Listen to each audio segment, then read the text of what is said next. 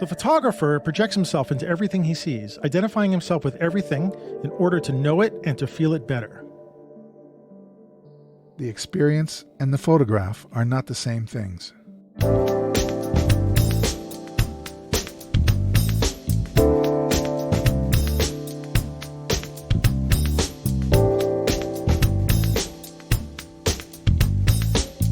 Hey, welcome to the Street Shots Photography Podcast. This is Antonio. And this is Ward.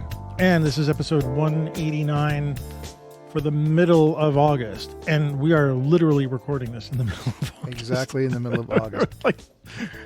And we you wouldn't are- believe the temperature here today. What's the temperature? It's 98.7 degrees Fahrenheit here. Damn. Dang. And it's humid. And I got to tell you, I'm struggling a little bit. Yeah, you look 'Cause like I a was- little bit of struggle. I was sitting in an air-conditioned office building downtown, went to my air-conditioned car, got home, picked up the mail down the block, and my wife's like, "What are you all sweaty for?" It's just Because it's the Amazon. You've been outside. here at home with no air conditioning all day. I've been in air conditioning all day. We didn't have it that bad today. We were in the 80s. It was warm in the morning. I brought my car in to get inspected, and then by the time I came back, I would say it cooled down. There was actually a breeze and the humidity died down. I was like, oh, this is very nice, but not as bad. When I got up 98 this morning, it degrees. was pretty nice, but I didn't expect it to get that high. That seems like a pretty nasty warm front for you guys that far north. I'm Yeah. just waiting for the spectacular thunder showers that I know are coming, because that's what They usually never breaks show up. this way. Everybody says. the Well, you say thunderstorms are that, gonna but come. it happens here. It happens. Yeah, here. well, that's actually good for you because then you get to see some great clouds. Everybody say, "Oh, thunderstorms! It's going to cool down," and it never does. It never gets cooler. So, Oh, wow. but yeah, actually, I had to drop my car off this morning first thing because they wanted to inspect it at 7:30 in the morning. I was like, "Oh, okay, great," but that gives me time to walk home. Right. And I didn't bring my camera with me, but I did capture some street stuff while I was walking home on my phone. It actually came out good. So when I walked over back to the mechanic to pick up the car, I brought my camera with me and I walked a little slower. So I did get my morning walk.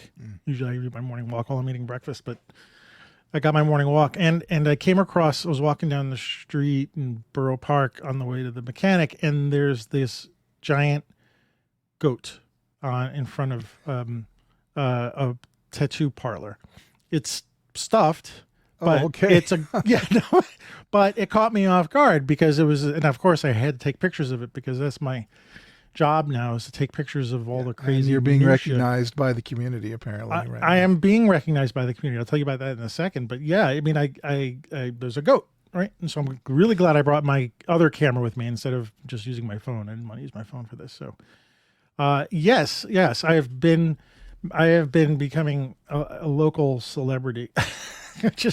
I don't mean that as always. I don't really care, but people have noticed me because I think I might be the only bloke walking around the street with a camera in my hands, and often I'm pointing at something bizarre or an object, or in this case, I was pointed at a fire call box that's out of order that someone turned into an art exhibit in a way. And all of a sudden, this guy stops me. He goes, "Hey, are you that photographer who posts on Facebook?" This is like the second time this has happened, maybe third time. And I'm like, "Yeah, and your name is Antonio, right?" I'm like, "Yeah." I was like, I'm surprised you remember." He's like, "Yeah, I love your photography," and blah blah blah. And Cool. we talked for a few minutes, and until some crazy guy walks by and starts screaming obscenities, and we said, "Okay, well, nice to meet you." we have to get out of Dodge. But yeah, that was kind of fun. Because I I'm posting in, I think right now, in 4 local Facebook groups for the 2 neighborhoods that I live in. There's 2 for each, and because I like, that's my job, is to point out the stuff that I'm seeing to people, and so yeah, people are recognizing me, which is nice. I like that. And not that again, it's not like a thing about like I need to be popular or something like that, but it's, you send the pictures out in the world, and sometimes you don't know if everybody, if people are seeing them or care or like it or something like that. And, not everybody comments or puts a thumbs up and something like that. So No, they just like, oh, that's a nice picture. And then they don't provide any feedback. But that's whatever. That's their experience, right? yeah, yeah. And it's nice that people are, it actually made my day. I mean, I was just walking out of the Blue Star, the coffee shop I go in the morning. And so it's just my usual, my morale is just whatever it is. Okay, I'm going to do my walk and stuff like that. And then actually talking to somebody or having someone recognize that and appreciate the stuff, it gave me a charge, in some way. And so I was able to, I continued on my day with sort of the rest of my walk with a smile, not on my face. I don't want to look like an idiot all the time.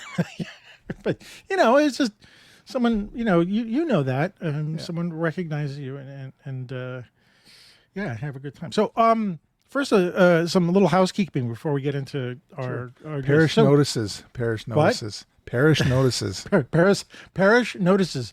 I can't say that 5 times. The parish notice.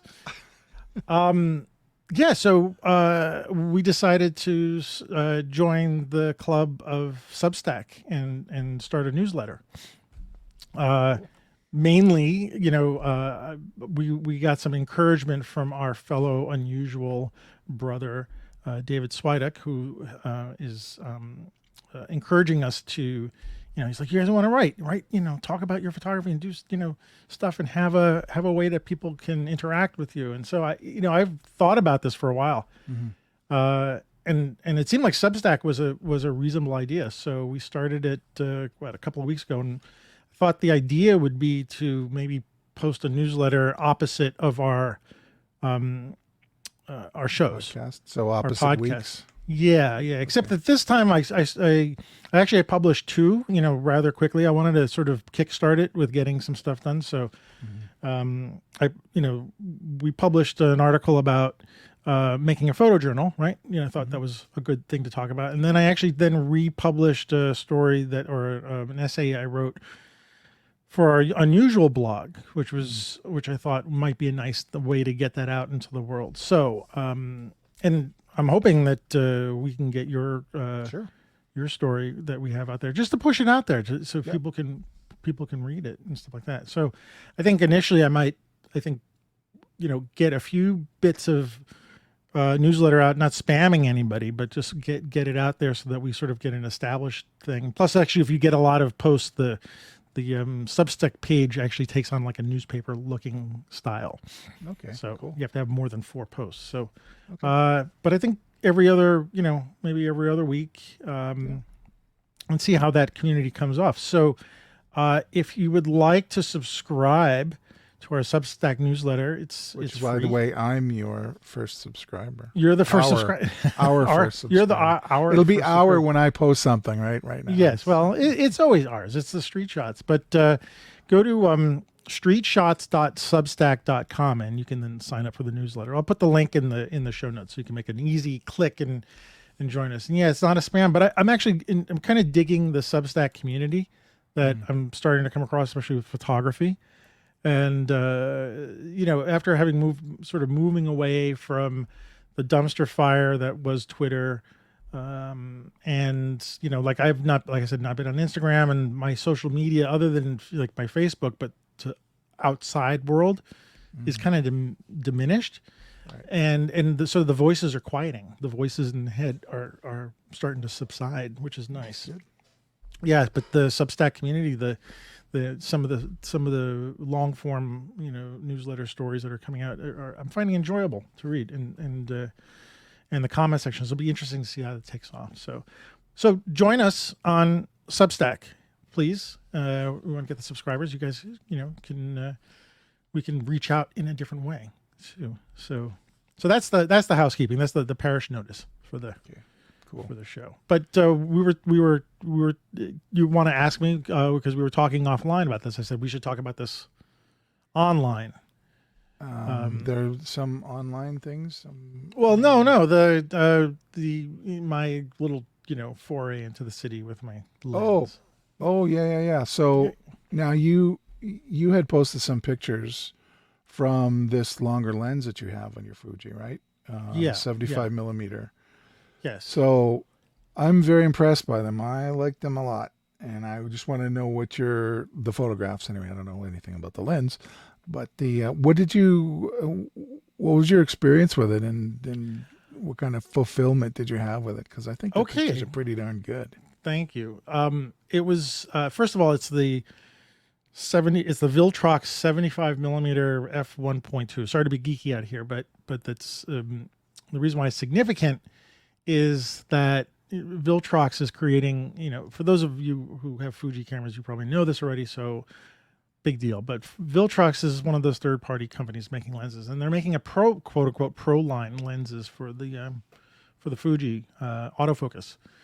So I can't remember what sort of sparked it. Again, it might have been something that we were talking about on our unusual Discord, and because I was shooting that 135. Right, you were talking about the 135, right? The rodeo, and then and Dave was speaking about I think he has the same lens or 105, and we got into that, and I realized that the 75 millimeter on the Fuji is about a 110, so that's close to a 105, 110, 111. I don't know what it's in that range. 105 millimeter was one of my favorite lenses on my Nikon cameras. It's actually I still have them. One of the sharpest lenses I think Nikon ever made with the 105s. There's a f2.8. But anyway, that discussion got me thinking about, well, I was going to head into the city, and what would it be like to try to do some street photography with that lens? I'm not used to using that medium telephoto, mild telephoto lens in street photography. All the stuff I'm doing is 28 millimeter, 35 millimeter. So in the, vein of like a Saul Leiter or, what's his name? Ernst Haas or anybody of those older photographers, street photographers who use the longer lenses. And color. In color, yeah. And I thought, well, let me just give it a try. I'm in the city. I'm going to have lunch with a friend. I'm going to be downtown in the Lower East Side, which is always kind of interesting. It's, it's still old worldy in New York a little bit. It's hard to say that because New York is changing so much. Mm-hmm.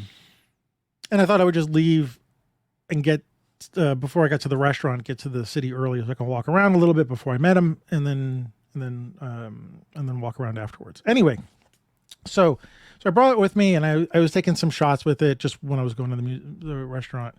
That was sort of less intense. But then after we finished our lunch, and for those of you in cities now, we have those outdoor seating areas that they put out during the pandemic. They're in the street now, taking up where it used to be parking spaces are now some outdoor dining places. And so as we got out, the friend I was with, he's also a photographer, and we were talking about old time photographers and our background in photography. Anyway, so we were in a photographic mode, and then we got out. And across the street, it was just a narrow street, there was a street art on the wall. And I saw that, and I told him we were going to go off in different directions. And I said, I think I'm going to stay here for a minute and photograph, because I saw people walking by that, and I thought that might make a nice, it's very colorful street art. So like I thought I'd make them shooting so that the art is behind them as they walk by. Yeah, as they walk by, just something, typical, it was just to be a starting point. My friend was looking at the same scene, but he was looking through the plexiglass of the outdoor seating area, and the plexiglass had graffiti on it. Mm-hmm. And he said, yeah, we were both looking at the same thing, but we were looking at it differently, because he said, yeah, hey, this would be like, this would be a good way for you to practice trying to do a Saul Leiter kind of thing. And what's funny is that I didn't see that scene, even though I was actually behind the plexiglass. My eyes were looking past the plexi to the wall. Right. Imagine I wanted to sort of standing on the other side. Staying on the side without the graffiti in the way. And he saw the graffiti in the way, and he said, yeah, that would make a good thing. And I was like, it didn't even occur to me. Like, that's how non-thinking I am of that sort of style, or trying it out. And even using that, because the telephoto lens is going to help, because it's going to compress all those. You don't have to stand in the middle of the street too. I don't have to stand in the middle of the street, and we compress those layers, right? And so I actually stood back, and I'm like, yeah, you're right, and so he took off, and I just stood there and waited as people walked by, and I was shooting through these layers of graffiti to this wall, and I got a couple of good shots. One shot of this gentleman sort of making these hand gestures. But what that did was it then triggered my brain into, okay, this is how I can use the lens. Right. Even though I'm in a tight spot, like, you know, I'm thinking, I still have the thinking of a wide angle lens. Right. And I'm realizing I can't use this in that sense because it's just too tight downtown. But so how am I going to use the lens? I can't just walk down the street and do a, you know, by the hip shot or something like that. That's right. So him saying that to me and reminding me, even though that's kind of what I wanted to do. I wanted to sort of put on my, you know, New York street photographer telephoto saw lighter shoes and walk around, you know, like, you know, a lighter-esque kind of walk, as you would say. Later-esque contemplation. But it did remind his pointing that out got me to think about, okay, this is how I should look at the things. It's really funny because I already had that in my head. Like I had this idea in it, but I kind of lost it because when I looked at the scene, I went back to the old me, my old eyes, and said, okay, well, I don't want this graffiti in the front. I want to just get this wall. Yeah. I then realized I need to put things in the front. I wanted to compress. I call it shooting through. Yeah, shooting through. That was a revelation. In fact, later on, I texted him and I said, "Thank you for pointing that out to me. I totally didn't see that." And he, by doing that, set me off. So I took not a long way home, but I took a sort of a slow walk home, and I started seeing things. Then, okay, let me look past things, like looking into a store, or this gentleman was smoking a cigarette, and he had there was like a thing in front with bags on it that he was selling, and I was, you know, what was really cool was I was shooting on the other side of that through the bags and the netting that was holding it up at him smoking. But I realized, like, you know, I could be looked at like, oh, well, I'm not photographing him, I'm photographing the bags. Right. You know, so that I can be totally inconspicuous in my shooting, but I'm shooting this guy. And I liked it. All of a sudden I started seeing through things. Right. There was a woman in a bar. She was a bartender, and I shot through the windows and stuff like that. So it really, you know, opened up my eye to start thinking about, oh, okay, this is now how I can start. This is what this lens is good for, and this is how I can use it. And so that continued all the way home when I got back to Brooklyn. I was like, okay, let me just walk from the subway to home and see what I can grab using this lens. And I grabbed a couple of shots, and I liked them. I think it was a well, what you posted looks fantastic. So, well, thanks. I mean, I'm looking forward to more of that. I have to think about how, you know, it's not my style, but it's worth investigating, and holy moly, it is challenging. Now, I imagine these guys in the way back when doing this with film and not being able to see the results immediately. And the challenge that must have been, you know, the time delay that it goes, so you look and see what worked and have to try to remember the scene and all this stuff. And your metering and the metering, but that delay. I mean, I'm looking at the pictures, not right away, but I'm kind of like, you know, scoping them out a little bit. Yeah. I did actually want to mention, well, I don't know if I'll talk about that on this episode. There was something about, you know, the difference between looking at your pictures digitally and film and the delay. But anyway, it comes from the what's his name? Well, who am I reading right now? Mark Power. Oh, okay. Yeah. I bought another Mark Power. I bought a Mark Power book. But I'm actually watching a Mark Power class, as it were, from Magnum on their site. And so if I will talk about him at some other point, I think, but he did, as he transitioned from film to digital, and he realized that the fact that you can see your pictures very quick after you take them, because with a digital camera you can look at them, how his experience changed of the scene that he's looking at, and even of his pictures, and the difference between the delay in when you develop your film and you have to wait and get a contact sheet and stuff like that, as opposed to looking at your pictures right away. Right. There's a whole thing he's talking about. Anyway, So yeah, that was my experience with it. And I am looking forward to trying it and trying to do it. Even my medium format camera, I might want to go out with. I bought a 135 millimeter, really kind of, cheapo. It's a Minicon. It's actually not a bad lens, but it's a 135, and that's the equivalent of a 105 on the GFX. And so talk about slowing down and trying to do that. But I might want to try to practice that. Anyway, thank you for appreciating those pictures, and we'll see where I go with those. No, I'm looking forward to more work. Yeah, well, me too. It's like, it's all new. It's like, oh yeah, look what I can. What can I do with this? So anyway, yeah, that's it. That's it for me. I think that's all. No, you got more. Do you have what do I got? Issue of 1218? Okay, so yes, I did. Thank you for reminding me. I did. I created issue 3 of 11218. My zine 11218 plus. And this one is a black and white issue. Actually, I realized that I don't put this in the show notes, but if anybody wants to purchase my zines, I'll put them down in the show notes, the link to them. I dropped the price on them, so they're on sale. But it's a great way to support the show and me, and by checking out my zines. They're from Blurb. But anyway, yeah, I just got them in the mail yesterday. I did 3 copies of them. And it's an entire black and white issue, which was interesting to do, given that we're also going to be doing a black and white zine, the two of us. So this is sort of like a test run. By the way, again, we're not getting paid by Blurb, but boy, use those guys. Yeah, they're really good. So I'm looking at this zine. First of all, the quality of it is totally wonderful. The blacks are really nice. There's the paper that I'm using, or the paper in these zines, is not too glossy. It's got a little sheen to it, so it's still, you can still see the blacks. They're like deep. The print quality, even on one of my images of I had to blow it up, and the software said, is this one of the American flag that I have, and the software said that it was too low res, but I don't really have a higher res version of this picture, and so I decided to make it a double page spread, and it still looks great.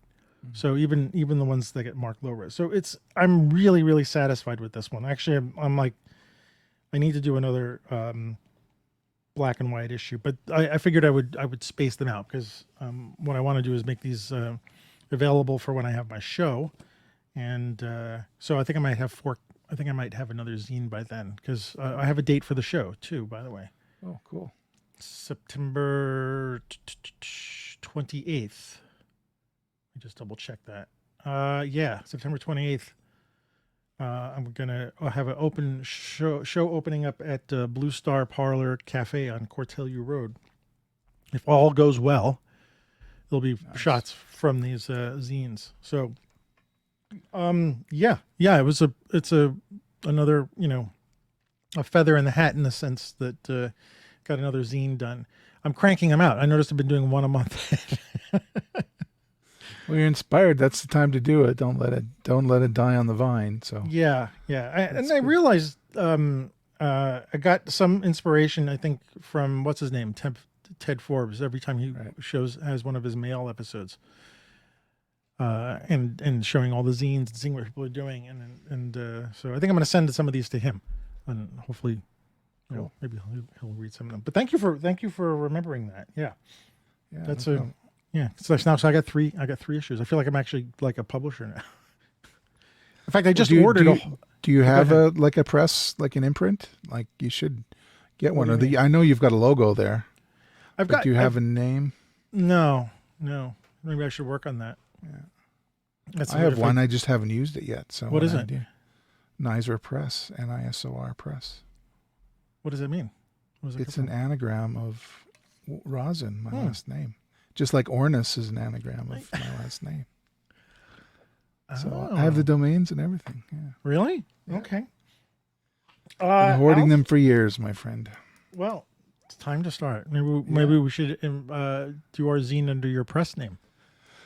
Well, I'll tell you later about the project, my first project. It'll probably come under that. Yeah. So. Well, we're, enough of me. All right. I've My turn. I This can't is talk. the shameless self-promotion episode. Well, folks. that's okay. We're about self-promoting and getting us out into the world. But yeah,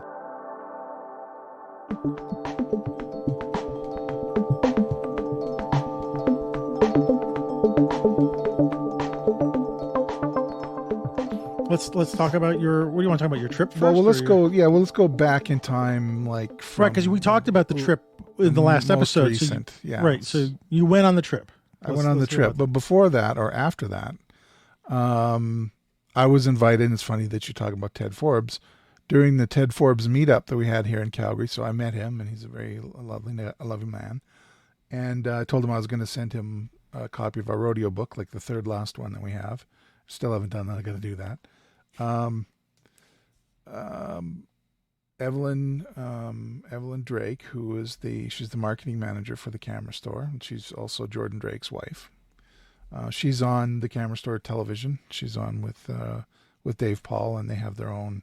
Since Jordan and Chris left, they're the hosts now of TCS TV. Anyway, so I've known her for quite a long time, and she said, you've done this photo book. How would you like to do a live in-person session, like a seminar thing, on a Saturday morning, sometime in the future, like end of July or sometime in August, and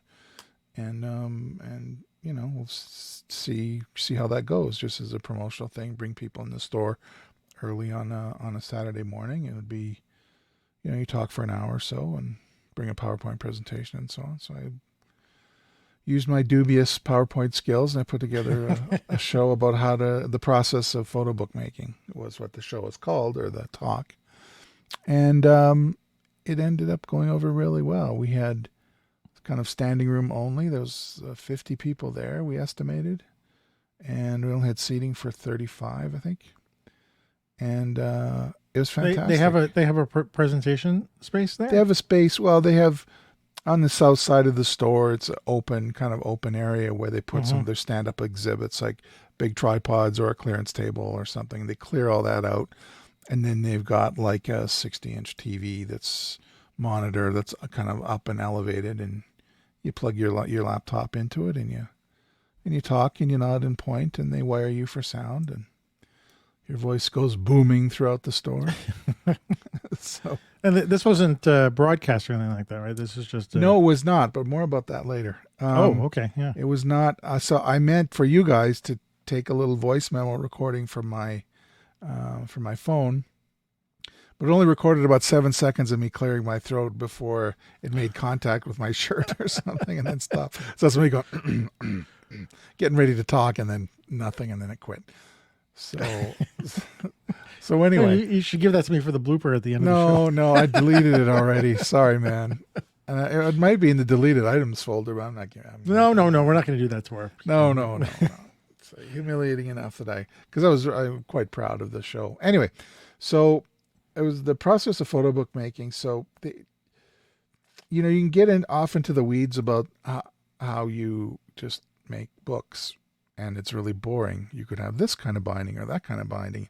All you're doing is making the people memorize steps of things and I thought, what I want to do is show people the different avenues of photo books. And in fact, the majority of the first part of the show was talking about different kind of photo books that are out there, and partly why I like them, and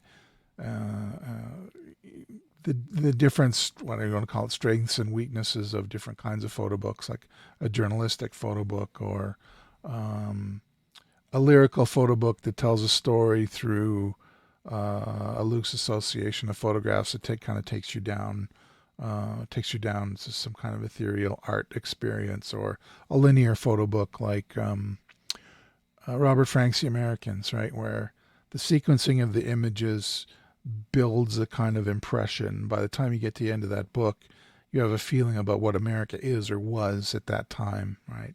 It gives you a feeling as if you've never been there, you'll have an idea what it's like after going through those photos. Did you bring some of your own books to show? Absolutely. I probably brought about 30.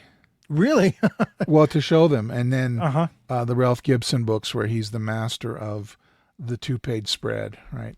And then I showed a couple of very obvious examples, and it got gasps from the crowd. Like they'd never seen stuff like that. Really.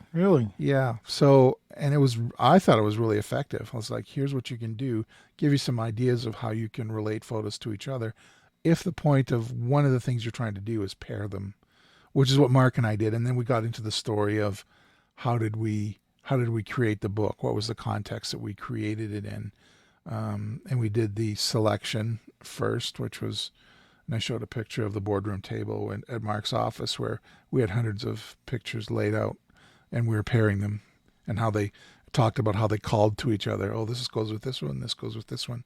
And before you know it, we had, 10 or 15 pairs right off the bat. And then it was like there were some pairs that were weaker than others. And Mark's mantra was, well, if we don't have a good pair, we either pitch it or we find another one better. We'd find another picture better to make a better pair. Can I ask you, like, if I was in the audience, I might ask you this question. Sure. How would you figure, how do I say this? Does every picture in the book have to be paired? Like, what's the decision to pair pictures and what's the decision to leave pictures alone? Like, how do you make that choice? Because you can get really tied up into trying to do the concentration game where you're like endlessly looking for pictures that match, but Right. then you have a picture that is what seems like it won't match anything, but it's a good picture. So how do you decide whether or not to pair them or leave them alone? Well, because we knew the book was going to be kind of expensive for what it was, at least that's my memory, we didn't want to leave any pictures that had a blank white page opposite them. We wanted to have 2 pages of photographs to look all the way through the book. That was one thing. So if there was a really awesome picture, and there were a lot of really awesome pictures that could stand on their own, but they couldn't be paired, they were gone. So we are creating a book. We're not creating like some books, like I think of Robert Adams in the or what's called The New West. Every picture is opposite a blank page with just the name of the picture opposite, right? So, and that's great. It's like walking through a gallery. I appreciate this picture. I appreciate this picture, and they all can stand on their own. There's a sequence between those when you turn the page. It's clear to me that there is. But we wanted to make our book a little bit denser than that. I certainly want to be a little bit denser than that. So with Ralph Gibson as one of the inspirations, I wanted to pair every single image. Now there's 2 images that weren't paired, and that was opposite the title page. There's a picture of the top of the clubhouse with a Union Jack flag flying. It's not paired. And then on the very back, there's a picture at nighttime with the stars and the fence posts by the shooting through the grass that Mark took of the beer tent. And it was sort of like, it's nighttime now. Those are the only 2 pictures that weren't paired. So we set out these pairs, and then after the pairing was the sequencing, and the sequencing was, sometimes it seemed hard. Sometimes I don't remember whether we found it difficult or easy. But I think what I felt we needed to do was try and have ebb and flow. So we have, like the first pair is the cowboy hats. Like there's a black hat and there's a white hat, and there's a bit of a joke there. Oh, black, white. It's a black and white book. So it's like, well, it's lame. I mean, you could say that kind of thing is lame, but pairing does 3 things for you. I think it provides that back and forth between 2 images that you might not get you wouldn't get if you're just viewing one image. So they look like they belong together, opposite each other. They also find ways to find images that aren't ringers, that aren't like super hot, fancy images that you wouldn't hang up on your wall or do whatever, they would work well against maybe a stronger image. And then now the pair of them become greater than the sum of the parts. And also, and I think the most practical thing is that it gives you an idea of how to sequence the book just by we've got this kind of situation here. So we've got the book, we've got the hats, we get those out of the way, we have a panorama, and then we get that out of the way, and then now we're pictures of horses. So we've got the wild horse race. So there's this pair of gentlemen that are trying to control this gray mare that's running out, and they're pulling back on the lead to try and slow it down. And then the next image is this kind of pyramidal shape almost, with two horses colliding and the ropes going up and six guys trying to hold them back. And then where do you go from there, right? Like there's sort of an apex, like a very dynamic, sporty image. Not a lot of detail, but it is, we can't really go any further than that. What's the next sequence going to be after that? So then we had Mark's portraits. And so you turn the page, and then there's two of Mark's portraits of people. And Mark's portraits are amazing in that he shoots very close, like you're standing 2 feet away from somebody, and it's just shoulders up. It's not 3/4, it's not a half, it's not waist up. It's just head and shoulders. And so you can look at these people for as long as you want. It's like a pause. I was making a joke during the show. I was like, cleanse the palate. Right? And then, so we have the spread that has the two portraits, and then we're off to another sequence. So then, and it just, you have 2 or 3 spreads of kind of, how do I want to put it? More dynamic, and then a little bit less dynamic, and then portraits, and then more dynamic, less dynamic portraits. And then that's the way the whole book is laid out that way. So sorry, that's the way that's what we ended up working out, so we could incorporate and make real use of Mark's portraits. And we found a way to find pictures that were representative of what you would see. So a bit like Robert Frank's The Americans. If you've never been to that rodeo, after you go through those pictures, you have an idea of what the people are like and what the experiences are like walking around there. Sorry, you were asking. No, it's okay. I'm sorry to interrupt, but I wanted to ask if you had gotten, going back to the presentation, any questions about your bookmaking that you found interesting or thought-provoking or something like that. Because it sounded like you had a lot of people lined up to talk to you afterwards when the show. Yeah, they were more kind of practical questions. They had some knew that I was a street photographer. I referenced it a couple of times. And they were kind of interested, because a lot of people aren't. They're interested about the legal implications of shooting people in the street. So they're just, I want to try it, but I don't want to get in trouble. And so I was just there to calm their fears. There were some questions about, we go out, my husband and I go out and take pictures when we go on cruises and stuff like that. And I'm trying to make the pictures, make a book that's not just a plain chronology of what's going on. And this woman was kind of, I'm telling tales out of school here, but, I think I got the feeling she was kind of unsatisfied with some of her husband's pictures. And so I just shrugged and said, then you got to take more pictures yourself. I think that'd be good. If there's 2 photographers on a vacation, you'll get this mix and match. And I think it's fantastic.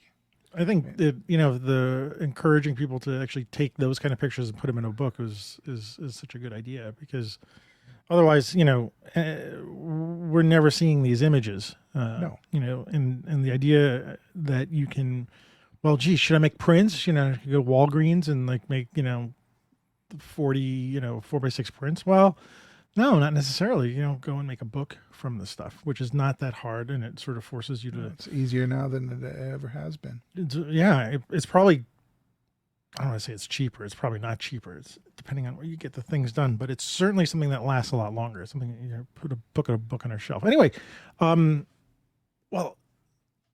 the presentation went really well. It sounds like went really well, and then I sent an email to the store thanking them for the opportunity and everything. And then Evelyn said, so she was thrilled that things went so well, and would we consider doing a live stream this fall sometime?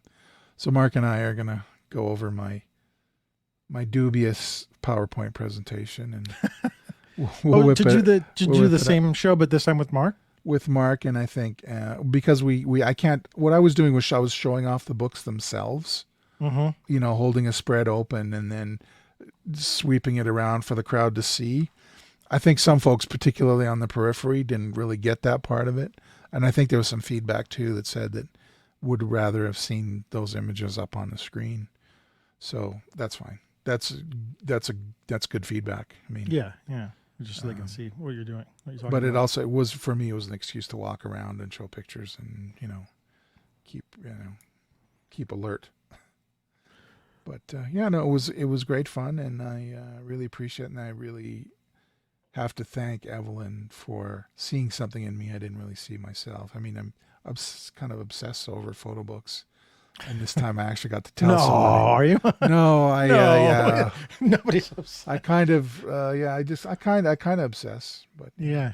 Well, it's only one kind of obsession, and that's kind of obsessing. yeah. Well, you've kind of let that leak out into me. So. Well, you're winning now. You're buying all. It's not. What's this winning stuff? Come on. It's just. You're buying now. I'm not buying now. I'm in a hiatus. Well, yeah, but you bought when I wasn't buying, so Well, it balances out. I mean, I just got a book today, so Cool. yeah. Hang on, what is it called? The Shipping Forecast. The Shipping Forecast. That's the Mark Power book. Mark Power book. Yeah, it's fantastic, by the way. But anyway, I still got to go through that Lee Friedlander book too. yeah, I haven't really done that. Oh, and is a little not spoiler, but we have a book that we're gonna review and hopefully speak to the photographers coming That'd up. be great. Yeah, we're It's working a on that. fantastic book, and I showed off that book. Oh, you and did this is show it a off. secret. Showed off. I said this will be the first one in Canada because how else would it have got here? It's not released until September 15th. Yeah, September 18th. We're not mentioning any names yet. Nope. Nothing names. It is fantastic. It is a great book, yeah, and it hits close to mine. Anyway, enough. People are saying, "You better tell us what this book is." Enough already. So, your trip, because going we back, talked about going even back further. So, because we talked about this in the last episode. You were gonna. Let's recap quickly, right? You're gonna go on a trip to visit my mother, visit your mother, and then photograph along the way and on the way back, and hopefully be able to make enough pictures to have a big fat ass zine when you were done. Right. Okay. That sets the stage. That sets the stage. So I first drove out to Drumheller, which is about 80-minute drive from here. It's in the Badlands. I don't know if you know from Badlands, like they have Badlands in Montana. Do they have good lands? Well, yeah, it is where the melting glaciers washed away the sediments, and you have these hills with all the different strata in them. It's fantastic. Yeah. It's amazing. And I got to spend some time out there and do some pretty black and white. It's one of these things. It's so close, and I never do.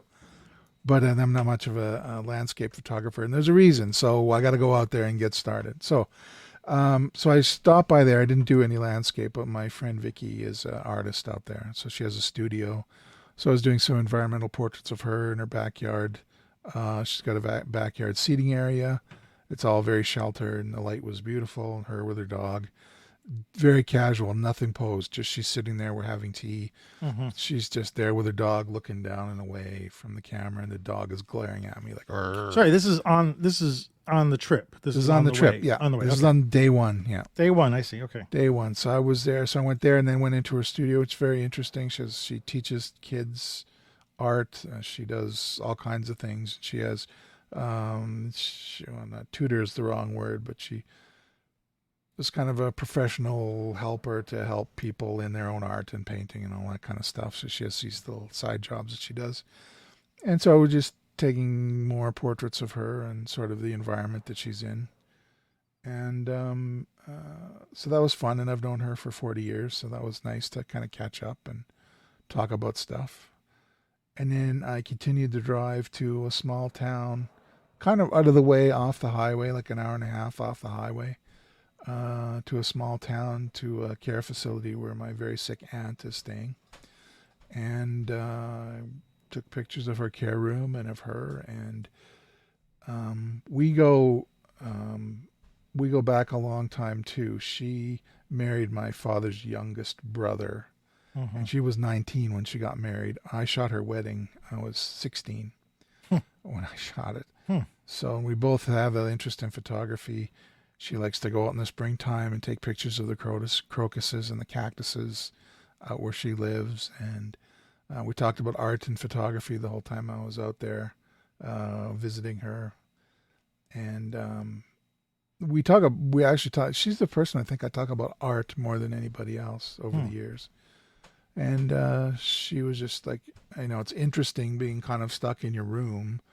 It's terrible, but she has all of her art supplies and her pigments and watercolor and oil and acrylic, whatever. She's got two big carts full of art supplies, and she's got enough room in her room to be able to work and paint and work from photographs, or I think she just works from her imagination as well.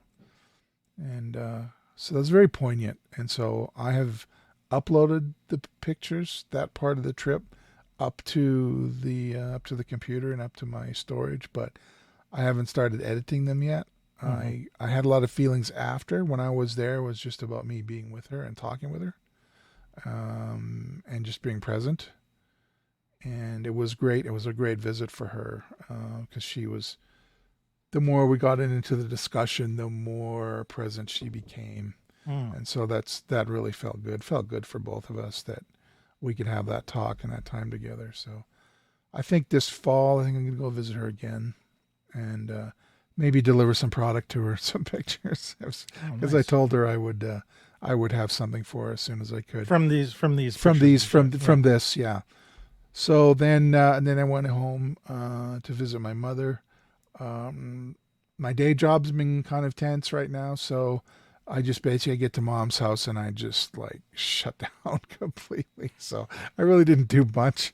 We went out to a local restaurant, had a nice time, a little steak dinner thing, and then came back. And actually my mom, who doesn't really like to be photographed too much, and she's not totally against it, she's like, aren't you going to take some pictures? Like, oh yeah, I guess I got to do that.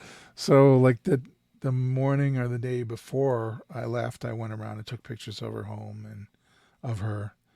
And she's in her 80s now, and it's interesting to see time passing and how our lives are different than they were, or how different they were certainly than when I left 40 years ago, and all those sorts of things. So when I was driving back, I had all of this kind of thinking going on about these friends that I know for all these years and my mother, and it's a lot to process. So I've kind of given up on I did take a lot of pictures of environmental stuff. The car came to a stop sign. There's a construction guy holding up a stop sign. Different things that I see along the way. Wheat fields and those sorts of things. They're just, for me, that I don't think there was enough to have a thick zine. That's fine though. It becomes something else, and I'm not grieving that loss. There's certainly material in there to do something with, but the pictures of Rosemary, my sick aunt, they are a different level than the other two. So would the pictures of the environmental work of hers work in a book that's just of the 3 visits? They might, but it's something I have to think about. And I won't think about it too long. I mean, I will, start post-processing soon. But it just kind of changed the feeling that I had. By the time I got to visit to my mother's, it's sort of like, this is going to be something else. This project is going to be something else. And so it's interesting. You started out with one idea, but then during the actual trip thing, shifted. And I was kind of fast and loose. Like I wanted it to be light. And then even when I was taking pictures of my art friend, Vicky, it was sort of like, this is my very old friend. In fact, she was one of the pictures I got of her. She's holding up a frame with 4 photos I took of her in 1988. Like she's dressed up like a cowboy, like with a jean jacket and jeans and a shirt and whatever, and with her lariat or whatever, her rope. And it was these old pictures of her, and she hasn't changed at all as far as I can see. But it's kind of this passage of time. And I had this feeling like, am I doing these people justice? Am I doing these women justice by the way I shot them? Mm. And particularly with Rosemary, was there enough dignity in those images, or was I just there to snap pictures? I knew that what I was doing, particularly with her, would have a lot of gravity. I just didn't really feel it until I started driving home and thinking about it. I didn't take many pictures. I don't think you have to take many pictures to capture something. And I knew when the look in her eyes when I was shooting her, like, there's some big stuff going on there. So I just want to make sure, I think I'm giving myself some distance so that when I do go into post, I'll have the right mindset, whatever that means. It's not sadness or anything. It's just I want to make sure I give these three women the presentation, or whatever you want to call it, the gravity and the dignity that these pictures deserve. So big lesson, like, it's not shooting street. No, it is not. No, it's that I'm so used to this, people I don't know, and snip, snap, I gotcha, What about that?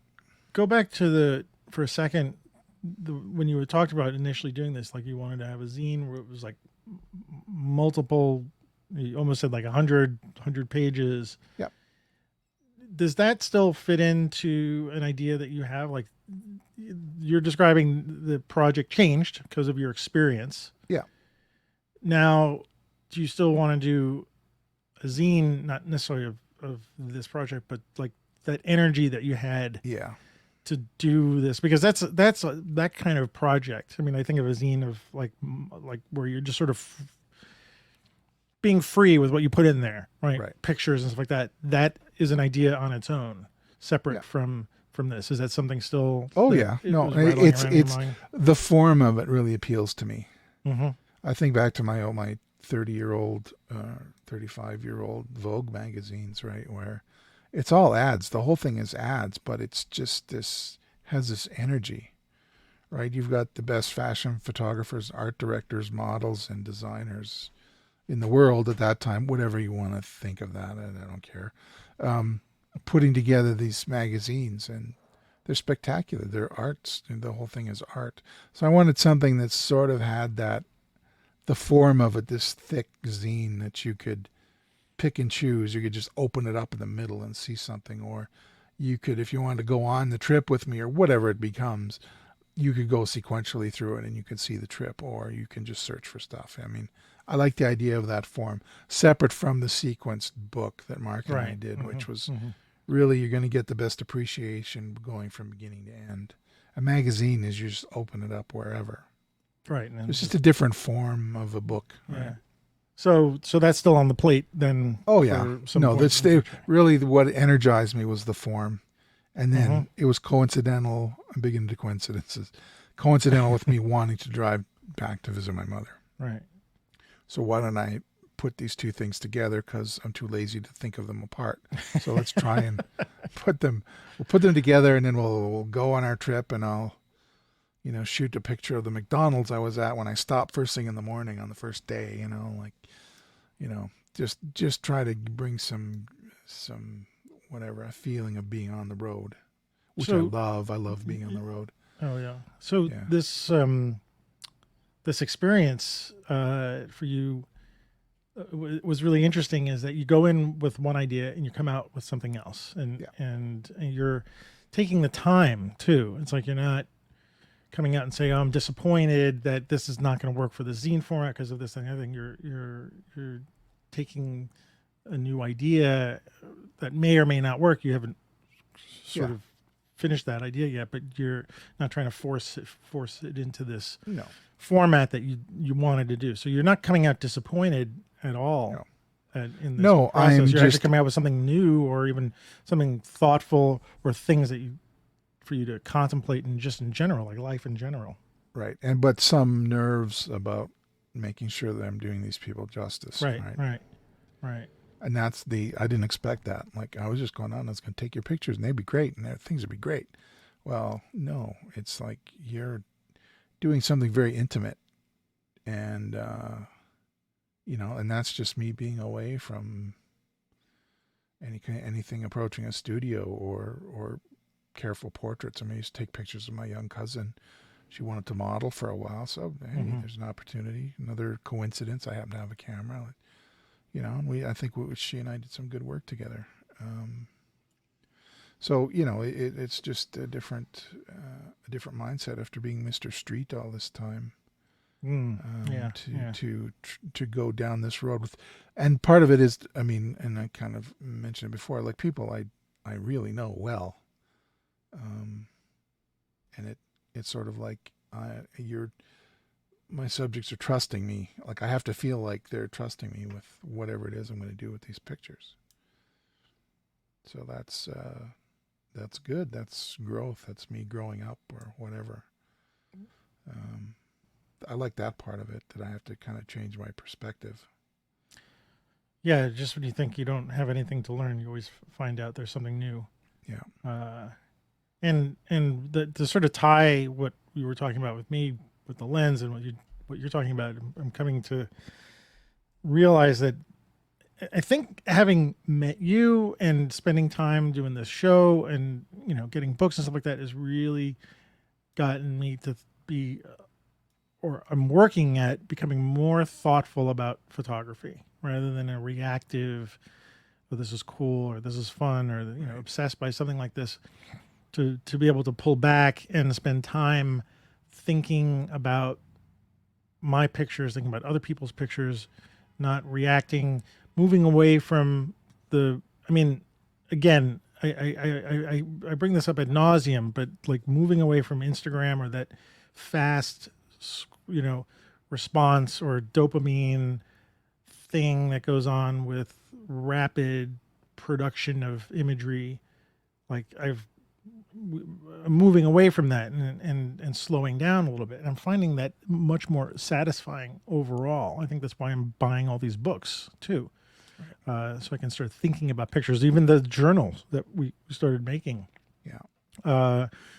is about thinking about photography.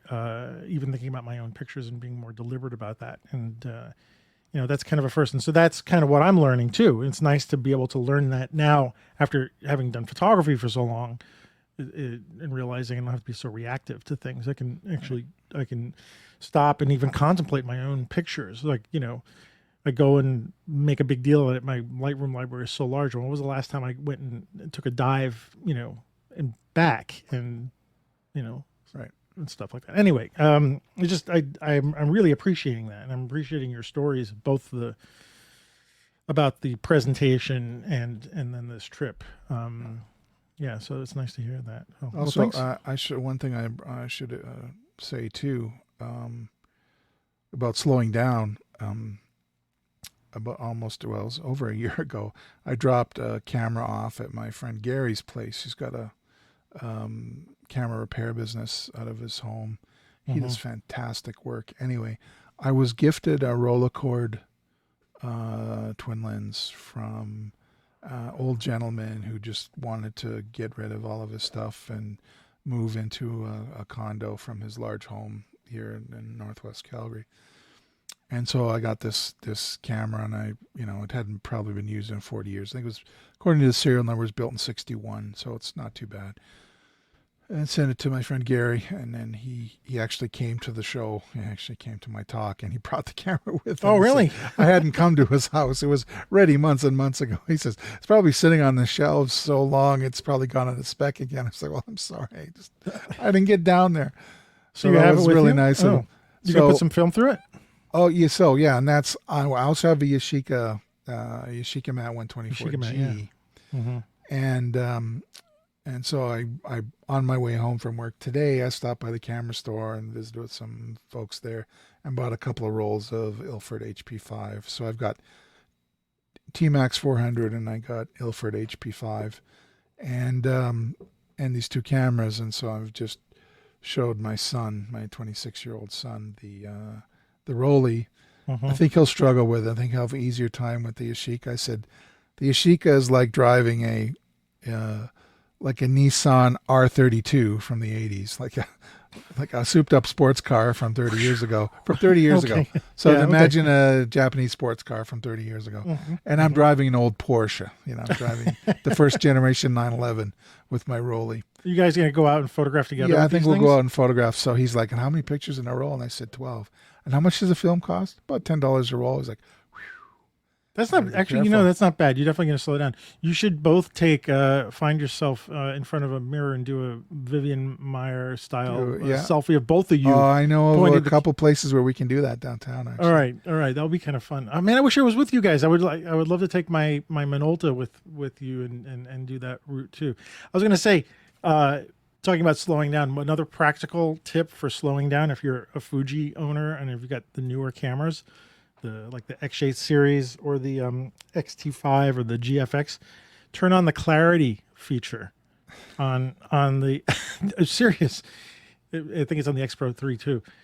It will slow down when you take a picture. There's so much processing going on that you have to wait for the picture.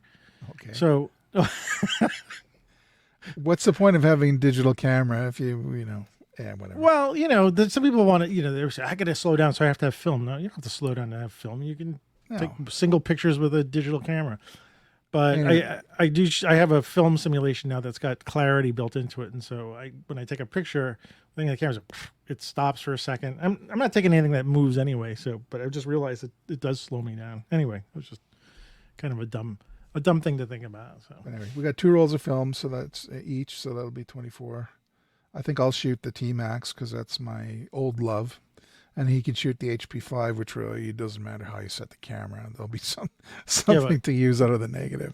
do they have With light this. meters, or are you going to be just Well, the Rolly guessing? doesn't. The Rolly doesn't, but I'll just use a phone light meter app. Mm. And I think I'm still pretty good at guessing. We'll find out. Before I start the meter up, I'll guess. It's All about right. 1/500th f5.6. To be continued, or follow up on this. All right. Follow up on that. Yeah, I don't know when we're gonna have time together to do this, but he seems interested, and Very cool. just watching him, and one of the nicest, coolest things, experiences you can give somebody new is to watch him start to use a TLR for the first time, because it's laterally reversed image in the viewfinder.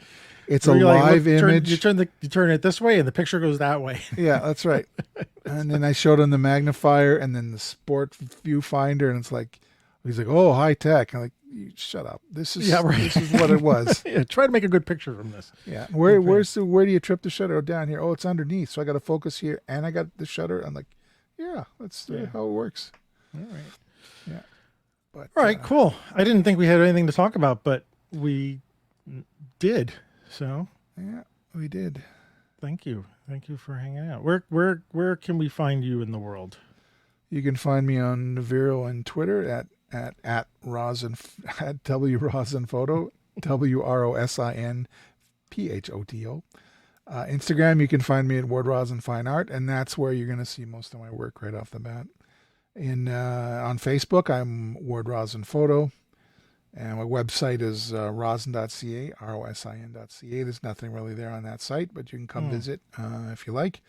And then I have our unofficial sponsor of this podcast is Ornis Photo. It's ORNIS.photo, where I sell lenses and lens adapters for Fuji X and Sony E-mount. I might have to. Crop I might sensor. have to look into your catalog for a minute. I'm thinking about an adapter for something. I just don't. Sure. There's some Thinking more. about- There's some just round out of Canon FD to Sony. That's okay. I'm not a Canon guy. Oh, you're talking about for Canon to Sony. I see. Canon to Sony adapter. Yeah, I gotta order some. I'm a Fuji guy. All right. Well, cool. Our unofficial sponsor. Thank you. And me, you can find me anywhere. Flickr, Twitter, Vero at AM Rosario. That's my website too, amrosario.com. Facebook, Rosario Photo. And our website is streetshots.photography. But we're also on Facebook too. So if you want to join us there and say hi, Street Shots Podcast. And look, hey, like I said at the beginning, subscribe to our Substack newsletter at streetshots.substack.com. And we'll start pushing out some interesting content to you, hopefully. I'm in the mood for that. Yes, Opie. Yes, I'll be right there. He knows when the end of the show is. Yeah. And if you want to leave us a message, go to speakpipe.com/streetshots. You can leave us a 90-second message. We'd love to hear from you. If you got questions, and we've gotten a few comments, so we're working those. And if you want to support the show, you can buy me a coffee at buymeacoffee.com/Antonio Rosario. And I'll put links to the zines in the show notes. So another way to support the show.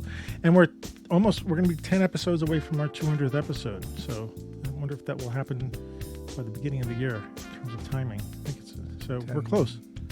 Yeah. We're at 189. So anyway, thanks for joining us tonight.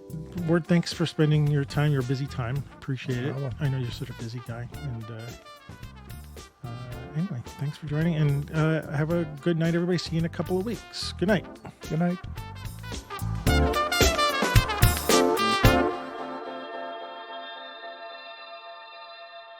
With the Mr. Softy song, if you don't know what it is, it's enough to drive you up the wall. And the guy parks and plays the music on, and I'm so tempted to go down there and say, can you just give me a break from your bloody music?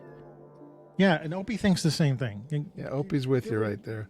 Get rid of the music, man.